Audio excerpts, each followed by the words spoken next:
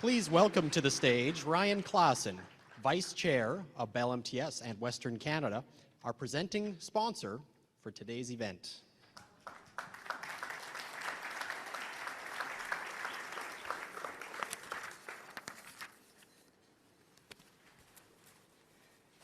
Thanks, folks. Sorry about that. I am day 3 without crutches. And as I was telling the Premier, it's really thanks to our healthcare professionals, the great work and the great care that health sciences, that they sort of got me to this point. So yes, give them an applause.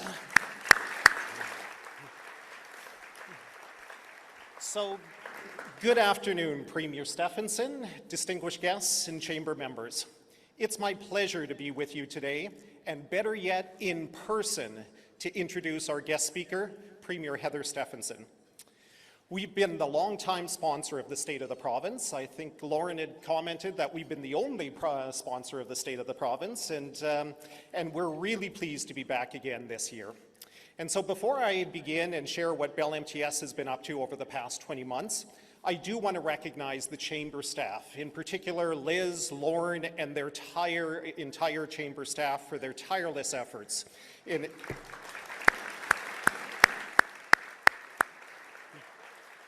I know it hasn't been easy, and you truly have risen to the occasion and to the challenge of keeping us all connected as a business community. And our Bell team knows a thing or two about connecting communities.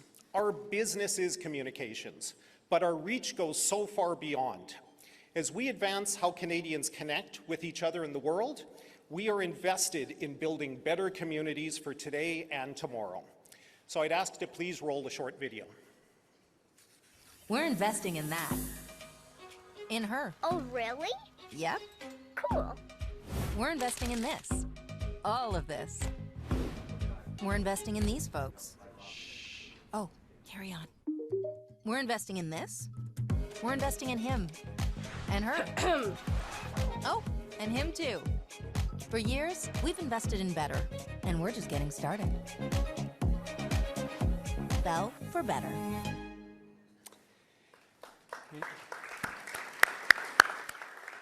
And so the work really starts with our network, which are connecting Manitoba communities, large and small, with the fastest in broadband. We're well on our way with our over $400 million investment to completely rebuild Winnipeg's communication infrastructure with state-of-the-art fiber optics. This is the largest telecommunications project in the province's history. We've announced pure fiber internet service for Morden, Altona, Morris, Emerson, Plum Coulee, which join more than 30 other smaller communities already connected to our fiber network. We've launched our innovative new wireless home internet service in 17 rural and remote communities across Manitoba so far, including Winkler, Dauphin, Thompson, and Gimli. And we're bringing 5G wireless service to 9 Manitoba communities, including Winnipeg, Brandon, Stonewall, Selkirk, St. Andrews, while we continue to expand our LTE network across the province. And our commitment to a better Manitoba goes far beyond building the best networks. In our long and proud history, we've always been committed to investing in our community, maintaining major partnerships like with the Winnipeg Jets and the Blue Bombers and many other community partners. And even though some of us may be cheering this game in a different color jersey this year, I know we will all be watching on Sunday. Will you let me stay for lunch? So Bell MTS has a tradition of supporting the United Way, an outstanding organization we're all familiar with. We're proud to support them with our annual Team Bell Giving campaign, and I'm so happy to see the donation drive taking place today. We know that when we give together, we can do so much good for this community. And building stronger and healthier communities also means confronting the challenge of mental illness. Many of you will have heard of Bell Let's Talk Day, which is coming up soon on January 26th. And through Bell Let's Talk, we promote awareness and action for mental health, to move mental health forward in our communities. And in this, we have found a consistently dedicated partner in the government of Manitoba. Of course, with a new Premier comes a new agenda, and just last week, we were thrilled to see Premier Stefanson has identified improving access and coordination of mental health and addiction services as a key priority for the government's new Path to Progressing Together. Embarking on a path in a new direction, Premier Stefanson is focused on working together with all Manitobans to build a stronger and healthier and more inclusive province. A recognized public figure and a passionate community champion, Heather Stefanson was elected as the MLA for Tuxedo in 2000 and re-elected in 2003, 7, 11, 16, and 19. On November 2nd, Heather Stefanson was sworn in as Manitoba's 24th Premier and the first woman to hold the office.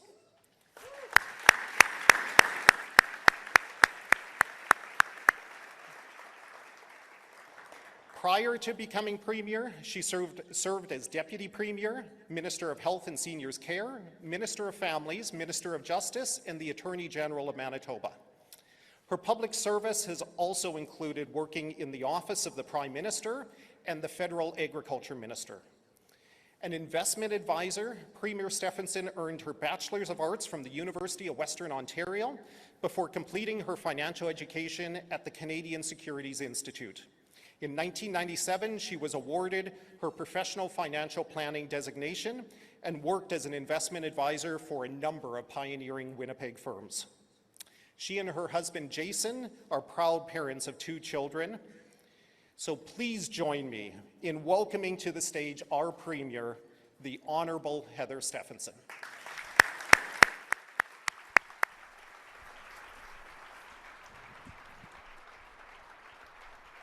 Thanks, Vera. Thanks, Bud. That's awesome.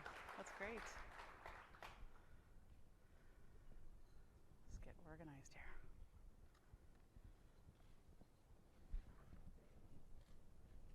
Just put that down there.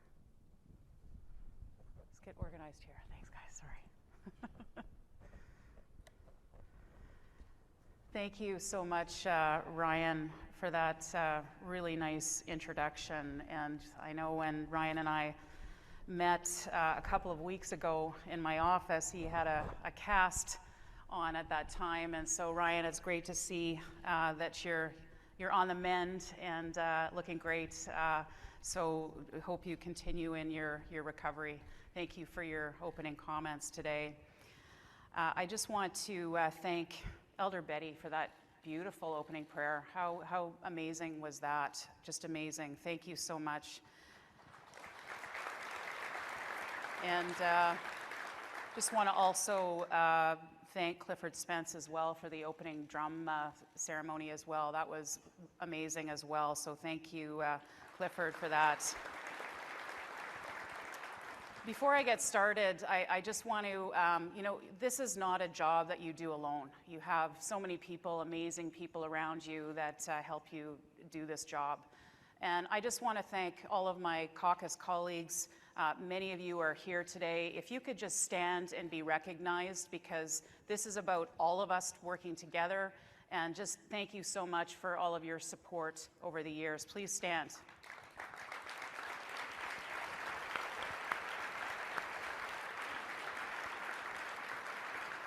Thanks, guys. Now get back to work. No, seriously, they probably will be leaving at some point. We are in session, and so I know that if you do see some of them sneaking off, it's not, hopefully not reflected on my speech, but they have work to do back at the office. So good afternoon, everyone. Wow, Lauren, this is amazing, and Liz, this is amazing.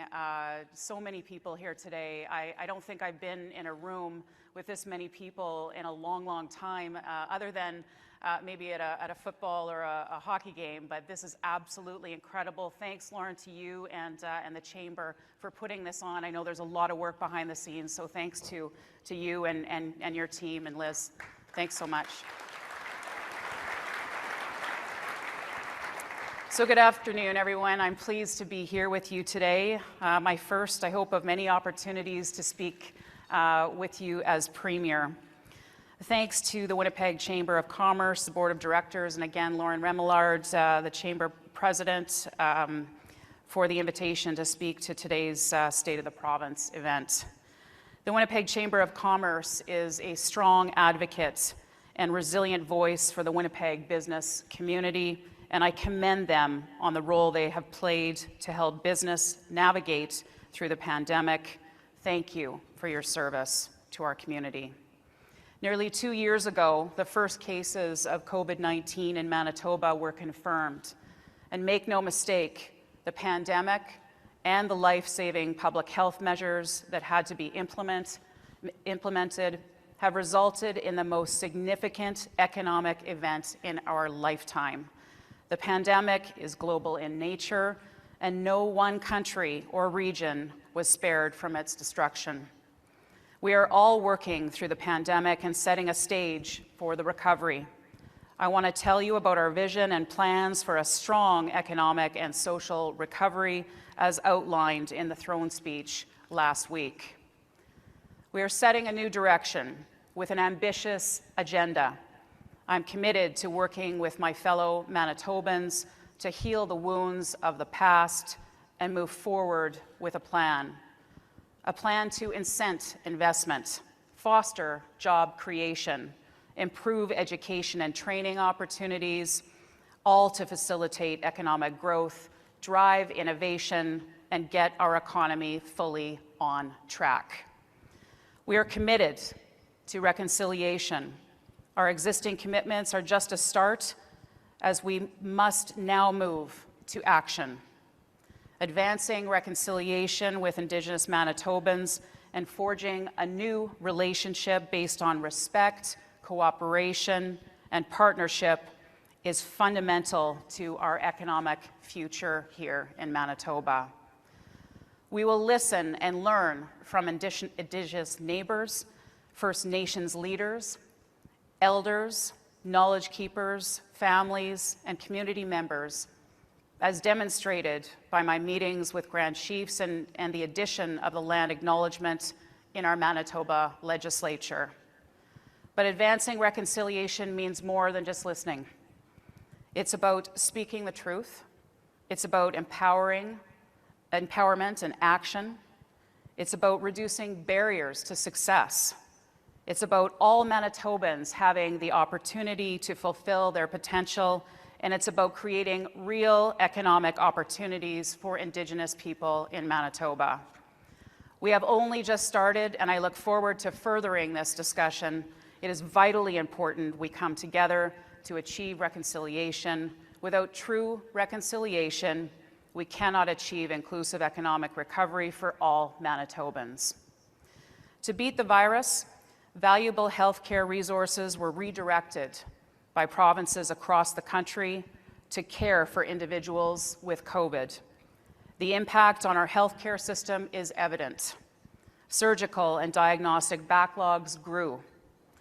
Let me be clear in my conviction that we do not accept the status quo.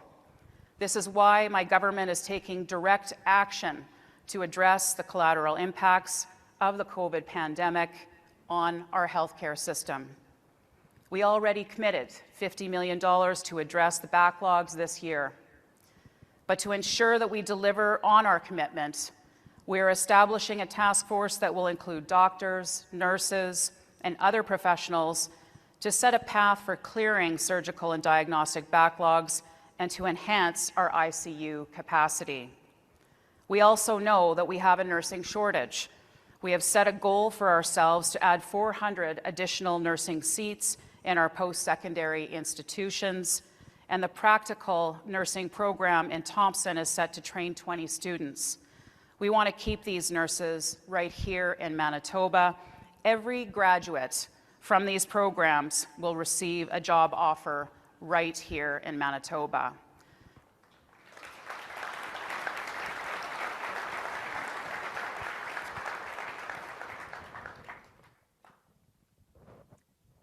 But it isn't just about addressing the surgical backlogs or filling the demand for nurses. We also need to ensure that our seniors have the dignified care that we expect and that they deserve. This is why we're implementing every recommendation of Dr. Liz Stevenson's review of long-term care in our province, and we will be consulting with Manitobans to enhance and implement a renewed senior strategy. COVID has severely affected the mental health of far too many Manitobans.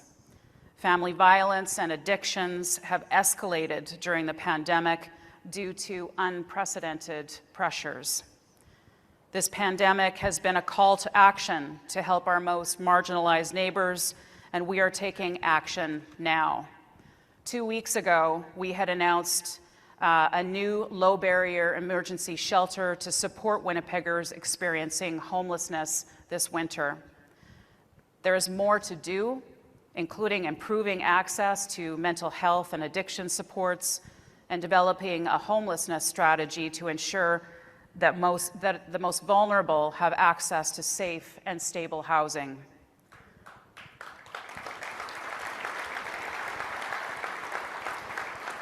So this has been a tough few years, obviously, for our economy, but there are some strong foundations to build on. That's why I'm here to talk to you to share our goal and vision moving forward. As we outlined in the throne speech, our work has only started. And over the next months and years, we are committed to working with our business community, economic development partners, and Manitobans to build a stronger economy. Here are a few good indicators. The Conference Board of Canada is forecasting economic growth of 4.8% in Manitoba next year, larger than expected growth of Canada and second only to Alberta. This strong forecast demonstrates the resilience of Manitobans and, most importantly, Manitoba businesses. Total exports have increased 9.2%, ahead of the Canadian average of 7.6%. Our exports to the United States have increased 10.3% year to date and are expected to exceed pre-pandemic numbers.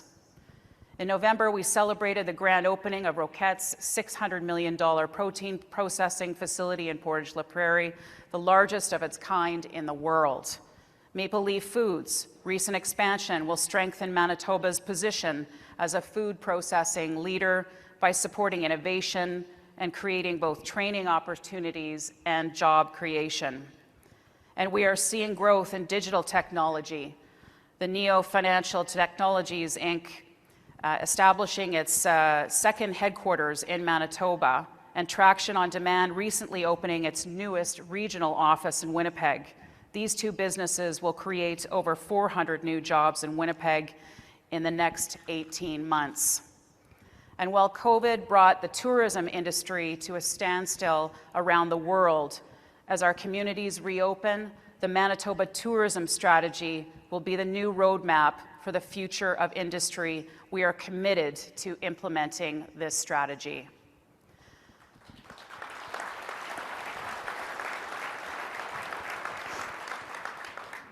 Our investments in community infrastructure and our work to preserve heritage spaces will create vibrant communities rich with arts, culture, and museums that will support our tourism sector. Through tourism, we have a plan to create a more prosperous future for Northern Manitoba. We are committed to working with Northerners to support long-term economic growth and development in the North. Northern and First Nations communities also have abundant mineral resources, and we will make Manitoba one of the most attractive places in mining investments that will expand job opportunities for Northerners. I can hear Jim Downey out there. Last week, we implemented multi-year permitting for mineral exploration projects. This will reduce red tape for businesses and help spur investment in this important sector. We will harness opportunities to use innovative technologies and create green jobs in Manitoba through a new energy policy framework. We will make strategic investments in roads and bridges and water and waste systems because having the right infrastructure will underpin our economic growth. Our throne speech said proposals for much-needed municipal investments are now before federal and provincial governments. Timely decisions are critical. Timely decisions are critical to post-COVID economic recovery and our ability to attract investments. Last week, the Mayor of Winnipeg and I announced our recommendation to the federal government to give us early approval on funding the needed investments to modernize and expand the City of Winnipeg North End Pollution Control Centre. We also... Thank you, Mr. Mayor. I think you might be here somewhere. We also agreed on funding for new transit buses, and in particular for moving to increase purchases of zero emissions buses to help meet our climate change targets.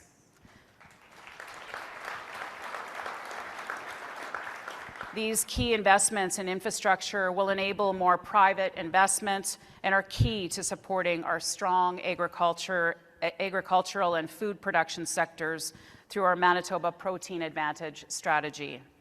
Setting the stage for economic growth also means ensuring we maintain a competitive tax environment for business and new investors.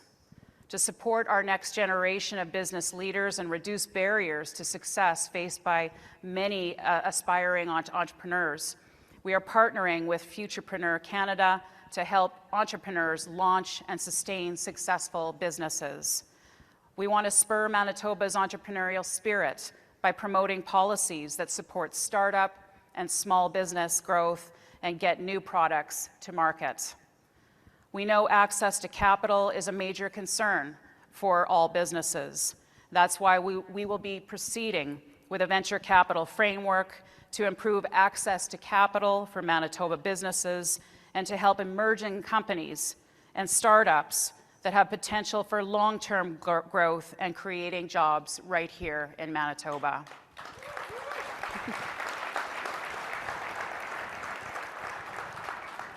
We need to create an ecosystem that encourages more investment in Manitoba companies. It is a priority for our government to continue to remove the barriers that prevent economic growth. Our goal is a government that can keep up with the speed of business and seize new opportunities. And that for sure will be a challenge, but we're going to make it happen. In October, total employment had risen by 84,200 jobs, and Manitoba now has the lowest overall and lowest youth unemployment rate in the country.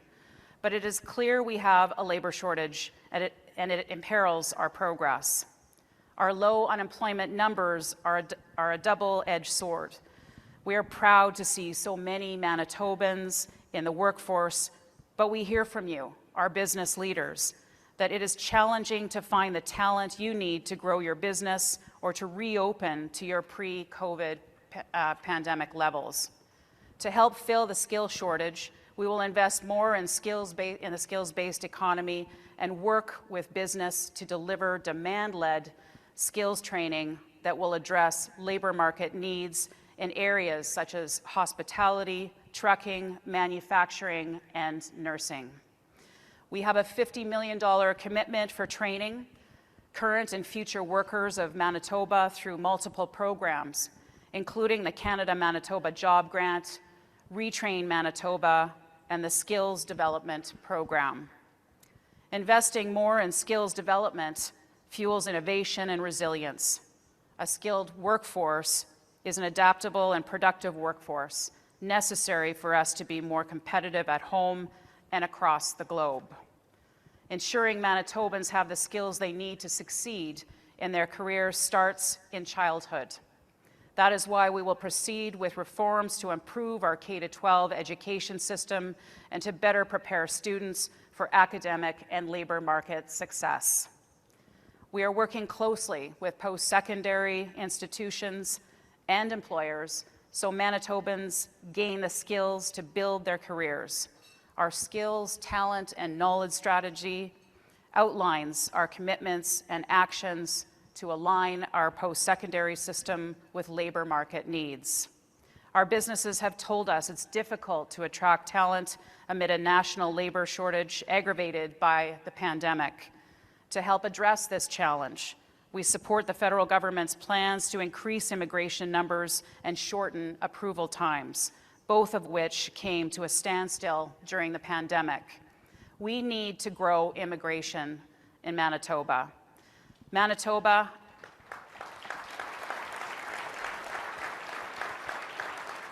Manitoba has a rich history of welcoming immigrants, refugees, and we are proud of our provincial nominee program, which is the best of its kind in Canada. We all know immigration and a diverse workforce contributes to a strong economy. We will be seeking expansion of our provincial nominee program, and we are going to strengthen that commitment by increasing the number of English language training programs and enhancing recognition of foreign credentials to better match professionals to meaningful work right here in Manitoba.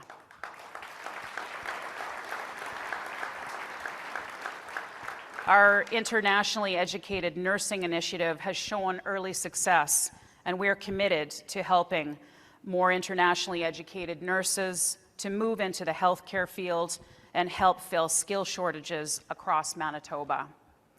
We know there are thousands of future Manitobans who want to come to our province, and I'm committed to seeing that they make it here. With over $2 billion borrowed to help us get through the pandemic, we must focus on stimulating economic growth and ensuring a strong recovery. A strengthened provincial economy will generate the revenues that benefit our government and citizens, allowing us to invest in important areas like healthcare, like education and social services. At this stage of our collective COVID recovery, Manitobans and Canadians are being buffeted by inflation, the greatest impacts of which are on those in the most vulnerable situations. Our government recognizes the increased need as we work to combat this challenge. With a renewed cooperative relationship with the federal government, we will work to ensure that Manitobans have the support that they need. Since my swearing in, I have made one thing clear, and I would like to reiterate it here today with all of you. My government is committed to taking immediate actions to help heal the economy, advance reconciliation, rebuild the healthcare system, and promote wellness for all Manitobans.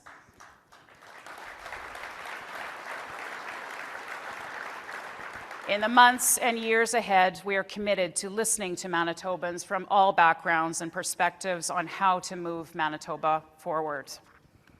As business leaders, you are the engine of our economy, the creators of jobs and prosperity for so many Manitobans.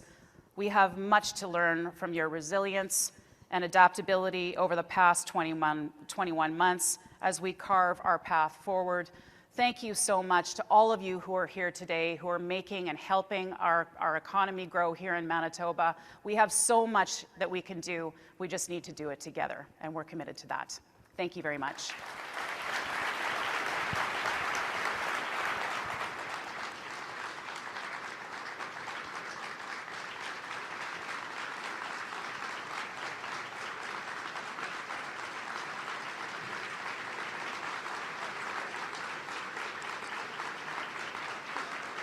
Please welcome back to the stage to moderate our fireside chat, Chair of the Winnipeg Chamber of Commerce, Liz Choi.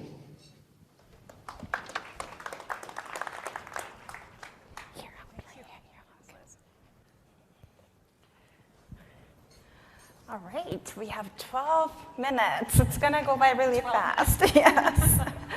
So, Premier, let's get right to it. Okay, but before we start, I have a request to make, and I make this request with utmost level of respect for the position. That said, we wanted to sit down with you today because we had a purpose to get to know that human side of our Premier.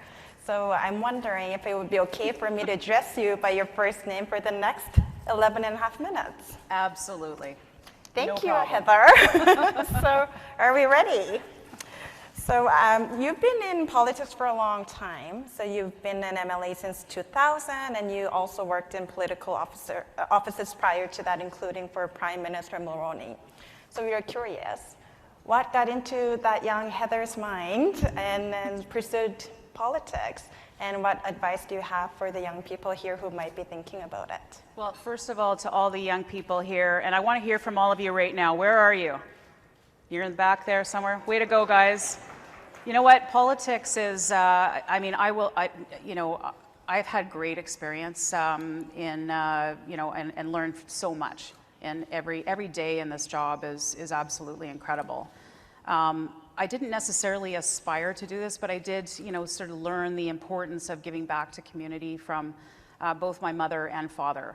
My mother was a citizenship court judge, and I learned the importance of, those ceremonies are absolutely incredible. I'm not sure if anyone's had an opportunity to be to at those ceremonies, but just incredible how moving they are, and how important it is for us sometimes, those of us who are born here, how we sometimes forget how lucky we are to live in this incredible country. And that certainly was something I learned from my mom and at a young age, and from my dad, who actually ran politically at one point in time. I started off going door to door when I was 7 years old with him, and so that's really where things started. And it's about getting involved in the process. Certainly when I worked in the Prime Minister's office, I learned a lot about how government works. And I would say to any businesses or young people out there, please get involved, because it will help you later on in life to know and understand. Business does business with government as well. And so knowing the inner workings of how government works is incredibly important. So make sure you get out there and learn, and I think it'll be rewarding for you in the end.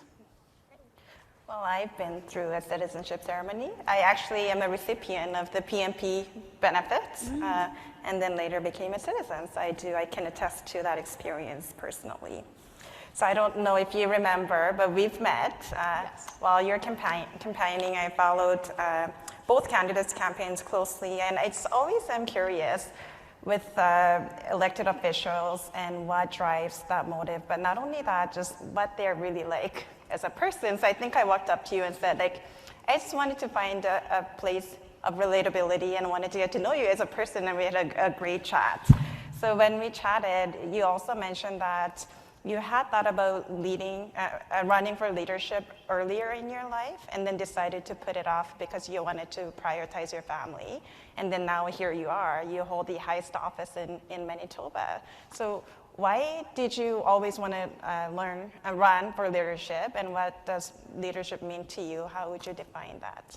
Well, I think, I did have an opportunity a couple of times before to consider running for the leader of our party, and I think at that time we had discussions as a family, and it just wasn't the right time for us. My kids were young, and I just cherished the days that I was able to spend with them because of the choice that I made at that time. Now, fast forward to where we are today, and when we had this discussion again, my kids were really excited. I mean, they said to me, Mom, you gave this up for us, in a couple of times before, but now it's your time. And so they were behind me 100%, and it's just, they've been amazing, and just love them so much, and they're a huge part of why I'm here today. Yeah, and I was just going to say, I guess my mic was off, but just even making that decision to wait on it is a form of leadership. So you've been demonstrating that for a long time.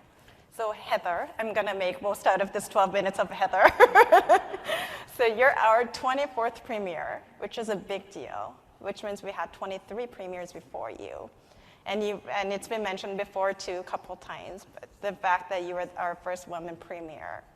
So just thinking about last few weeks since you were sworn in and now, how does that hit you? What goes through your mind? Well, it's very humbling to be given this opportunity to be in this chair, and as a woman too, I think it does give hope and opportunity for young women, I would hope, out there too, to just say that you get involved in the process, get involved in the political process, and this is something that you can do one day too.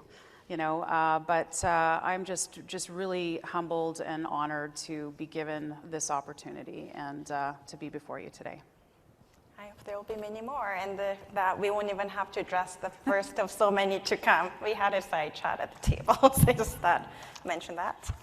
So you made a number of points in your speech earlier, and two that stood out to me that's related to the code movement that I spoke about earlier in the opening of the event, code commitment to opportunity, diversity, and equity.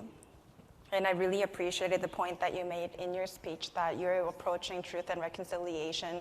That's just not based on lip service. You will be focused on doing this on an action-based manner and then really following through on your commitments. And as well, you spoke to equity-focused approach to addressing and helping those who are most in need. So in your plan about province's economic recovery from the pandemic, how do you see diversity and inclusion being a part of it? So could you elaborate a little bit further? Yeah, I think in two areas. I think advancing reconciliation with our First Nations and Indigenous communities is incredibly important in that in order for us to achieve economic growth and prosperity in Manitoba, we need to be in partnership with Indigenous communities as well. So that will be a big part of it. I think as well, we also, and I did mention about the provincial nominee program, and I know you mentioned that you were one of the applicants and someone who benefited as a result of that program.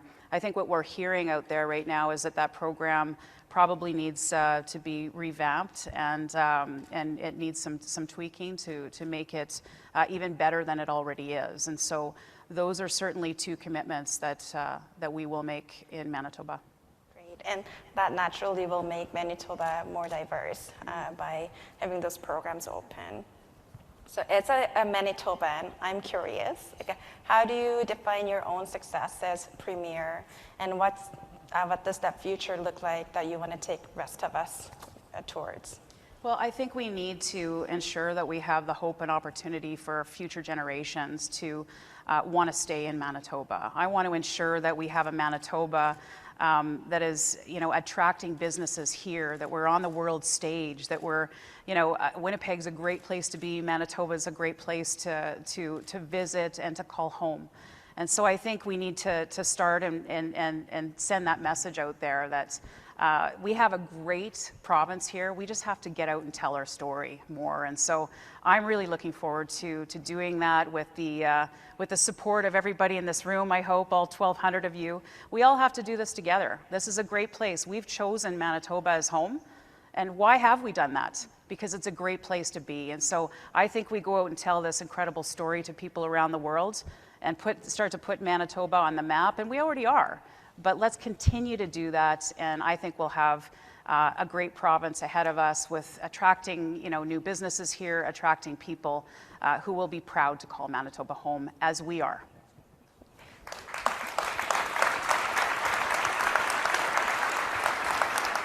I think every Manitoban has a story. Maybe we don't think about it as much, but somebody who, as myself, I came here as a teenager, so I think about that a lot. I did attempt to leave the province and came back after a few years. There's something about Manitoba and Winnipeg, and we do have a great system, like you mentioned earlier. So if we all join in on telling our stories, we will be more successful in making our province way more inclusive to all those future immigrants and newcomers. So excited to following you on those updates. We talked about leadership just a few moments ago. So for you personally, who were or are the people that you consider your mentors, role models, and influencers in your life? Well, definitely, I would say, and we sort of touched on this earlier, my mom was definitely an influencer and a role model to me in my life in her years, especially as citizenship court judge, and the incredible new Canadians and new Manitobans that we met during that time. It was amazing, and just the importance of giving back to the community. I know Mom and Dad were both very involved in the community, and we're on various arts boards and so on. And I think that the importance of giving back to community is something that they instilled in me. And I think my grandmother as well was someone that people felt they could go to, my Nan.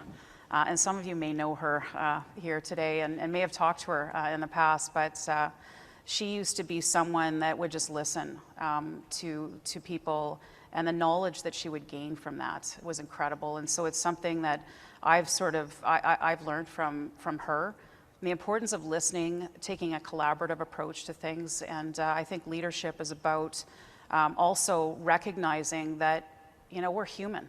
We're going to make mistakes. And if we make mistakes, then just apologize and move on.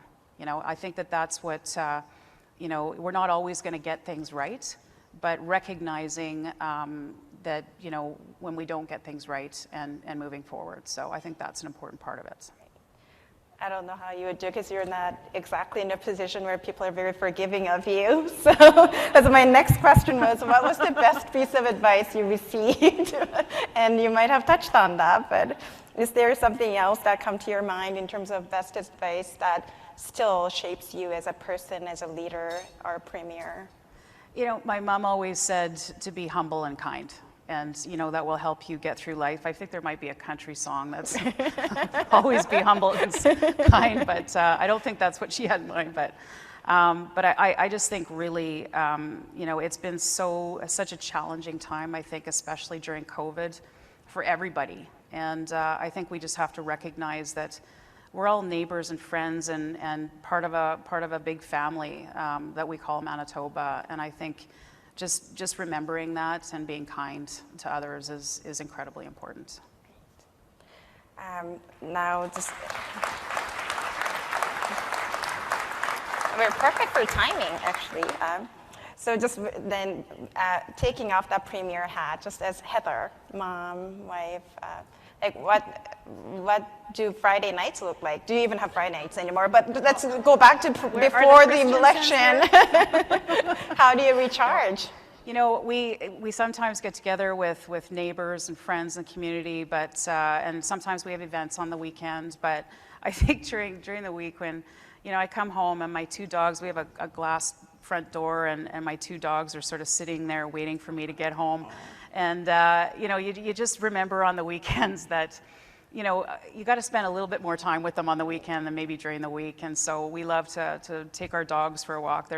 Our dogs' names are Harper and Reagan, and our last dog was Thatcher, so there's a bit of a theme going on. But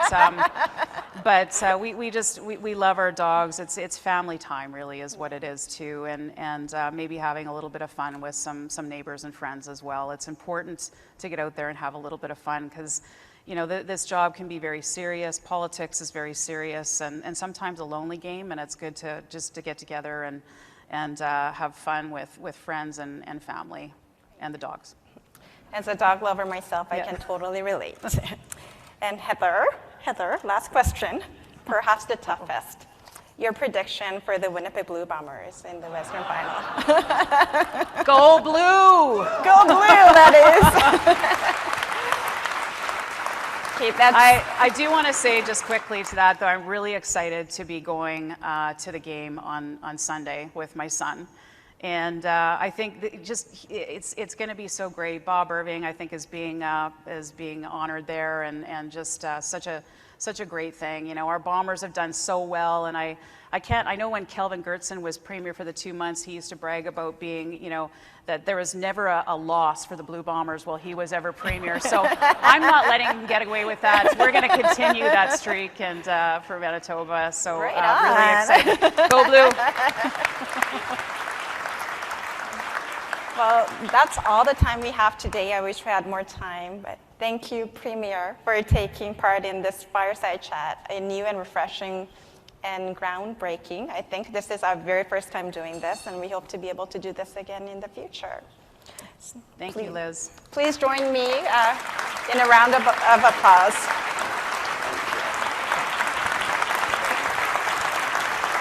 Thanks, everyone. Thank you. Oh, Thanks, Liz. Thank you.